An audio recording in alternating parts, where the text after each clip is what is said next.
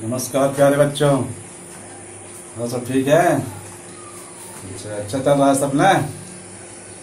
हाँ तो ठीक तो है, लेकिन आप लोग जो है जो 9th में पढ़ाया गया है वह घर काम आप लोग नहीं कर रहे हैं। कुछ ऐसे बच्चे हैं जो घर काम कर रहे हैं, बाकी तो पता नहीं क्या कर रहे हैं, सो रहे हैं यहाँ है कि नहीं है, बराबर है।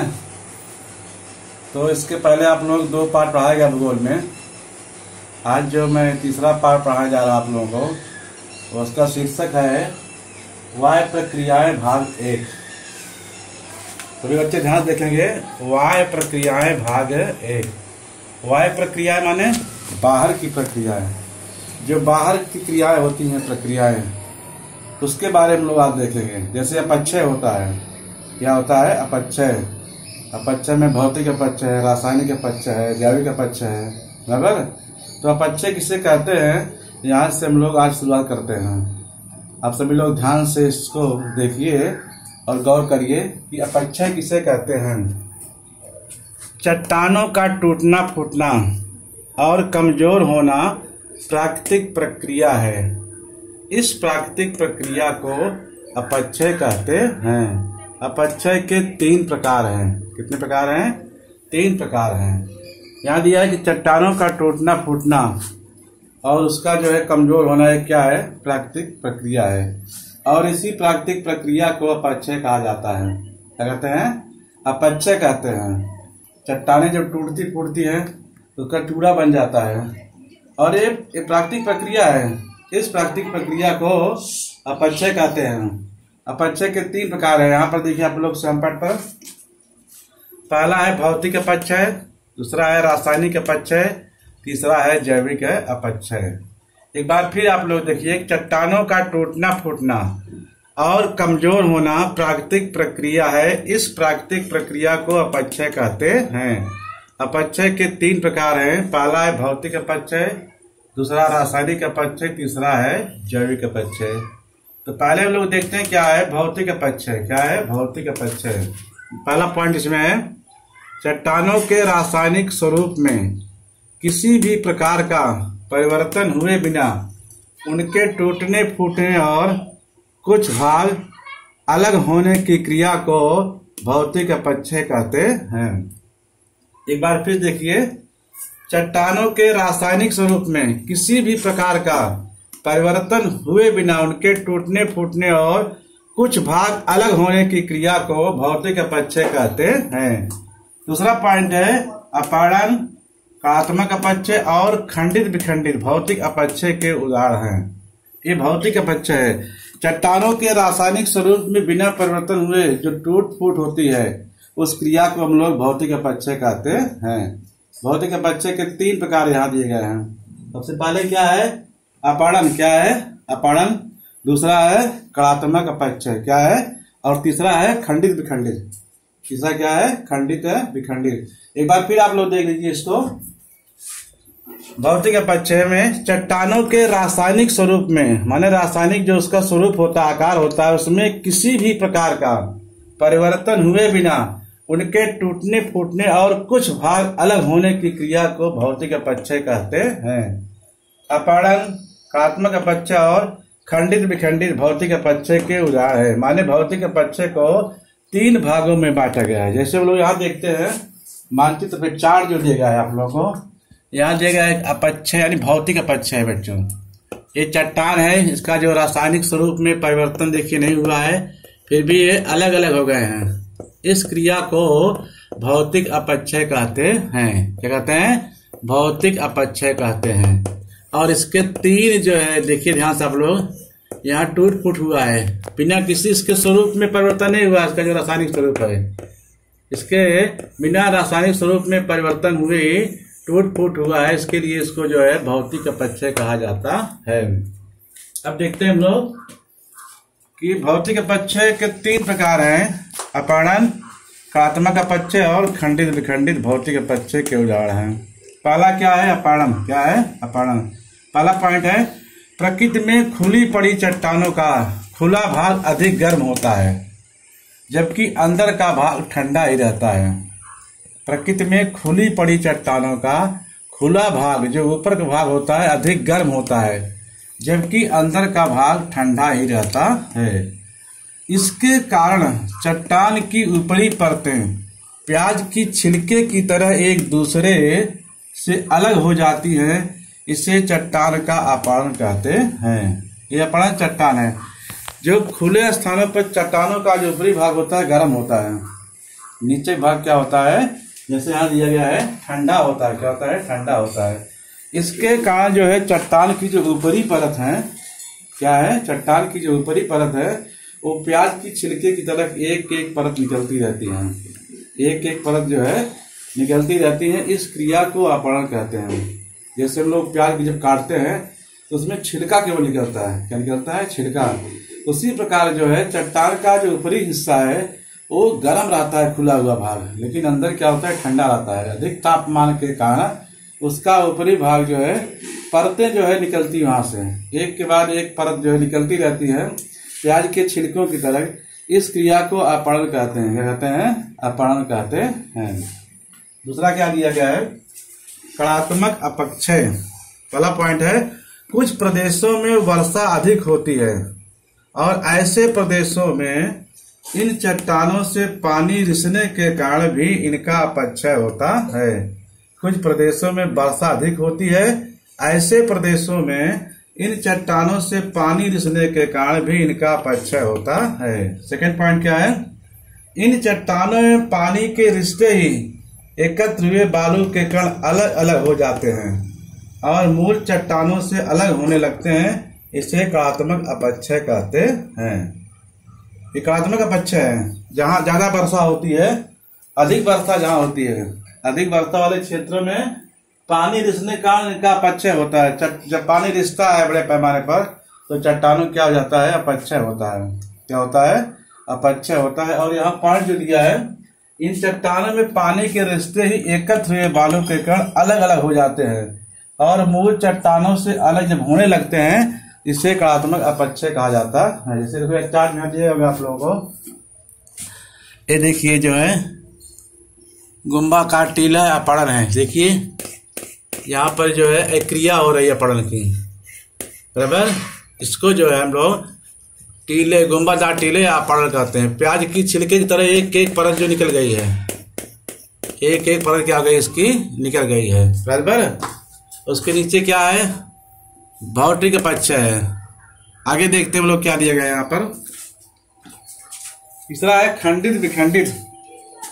कभी कभी तापमान और पानी दोनों घटक अपक्षय की प्रक्रिया के लिए उत्तरदायी हैं। कभी कभी तापमान और पानी दोनों घटक अपक्षय की प्रक्रिया के लिए उत्तरदायी हैं। नंबर 2, तापमान की भिन्नता के कारण चट्टानों का प्रथलन सिकुड़न होने के परिणाम स्वरूप उनके बीच के जोड़ अथवा धारें चौड़ी हो जाती हैं। इस अपक्षय को खंडित विखंडित अपक्षय कहते हैं। तापमान जब अधिक होता है चट्टानें जो है फैलती हैं, सिकुड़ती हैं। तापमान जब अधिक हो जाएगा तो चट्टानें क्या होती हैं? फैल जाती हैं। तापमान जब कम होता है तो सिकुड़ती हैं। एक क्रिया जब लगातार होती रहती है तो उसमें क्या पड़ जाता है? टूट पड़ जाती है। क्या पड़ जाती है? टूट। मानो अलग अलग जो है भागों में पड़ जाती है। इसके लिए इसको खंडित और विखंडित अपक्षय कहा जाता है।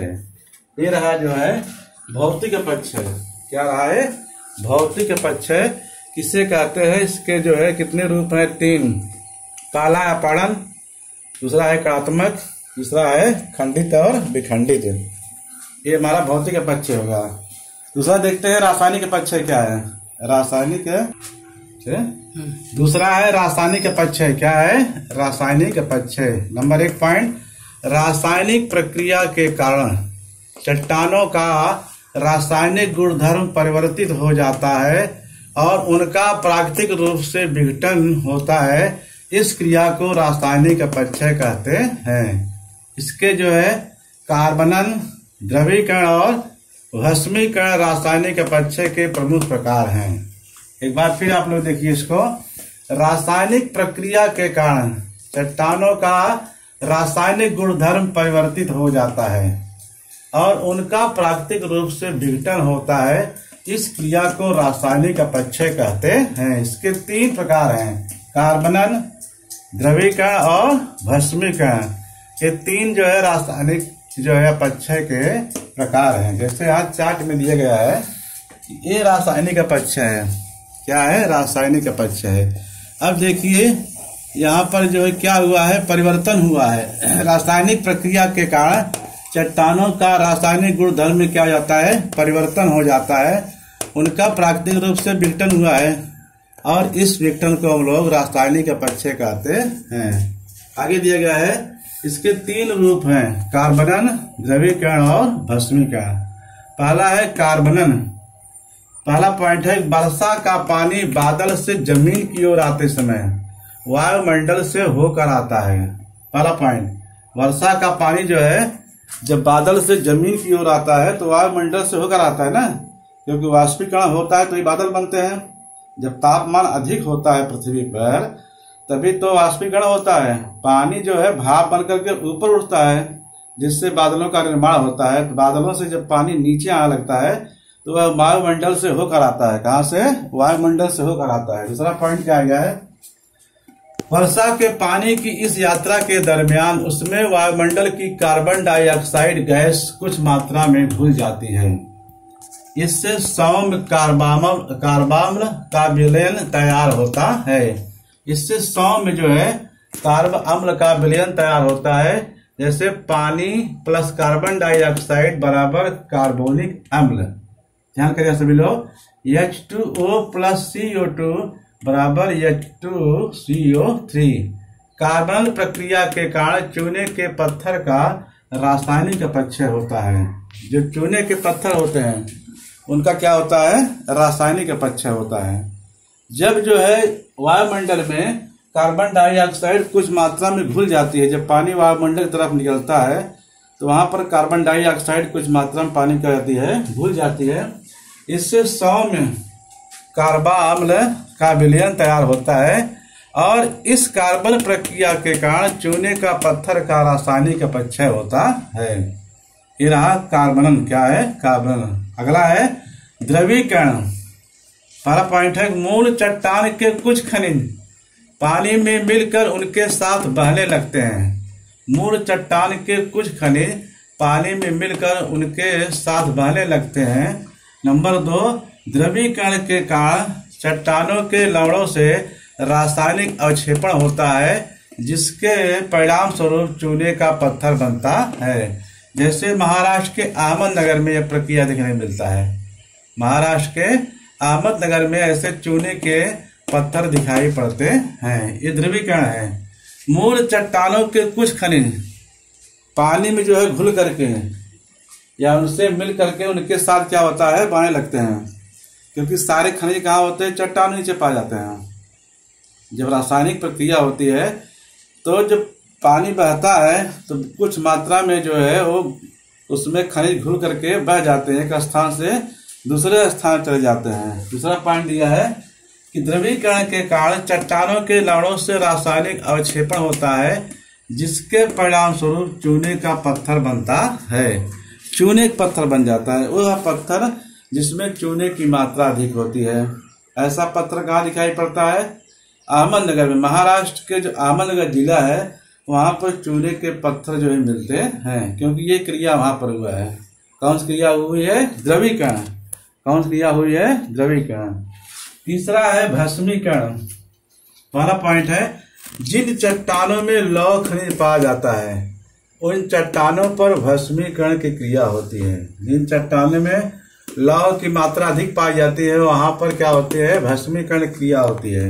नंबर 2 है, चट्टान के लोहे के पानी के संपर्क में आने पर लोहे और ऑक्सीजन के बीच रासायनिक प्रक्रिया होती है जिसके परिणाम स्वरूप लोहे पर जंग लगती है और इसके कारण चट्टान पर कत्थई रंग का पत्थर तैयार होता है।